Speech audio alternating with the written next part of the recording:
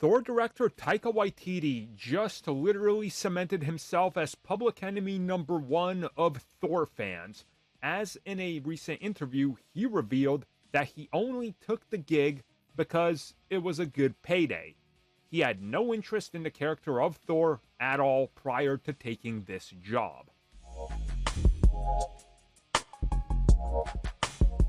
So this comes at us directly from Variety, who had an interview with director Taika Waititi, and when they asked him what brought him into the MCU and why he stuck around, he said, and I quote, "I had no interest in doing one of those films. But I was poor, and I'd just had a second child, and I thought, you know what? This would be a great opportunity to feed these children. And Thor, let's face it, it was probably the least popular franchise I've ever read.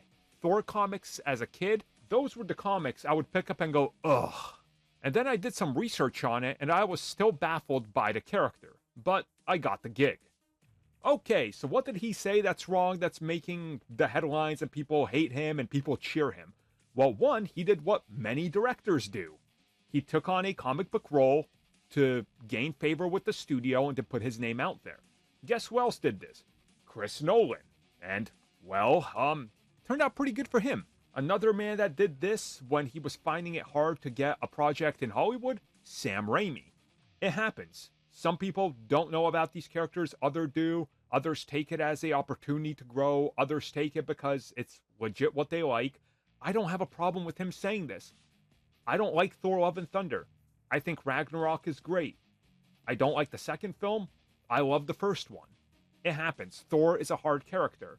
I don't know anybody personally in my life who, if I was to ask for their top 5 favorite, maybe even 10 favorite comic books to read, that one of them would say Thor.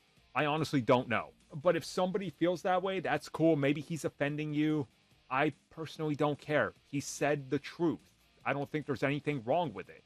He wanted to get paid, and he knew a comic book film could get him on the radar.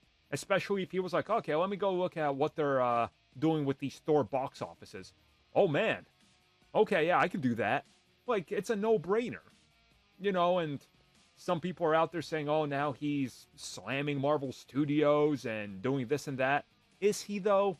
Is he really? Like, he's always been kind of like this, talking about everything related to Marvel. So, nothing new, just honest truth.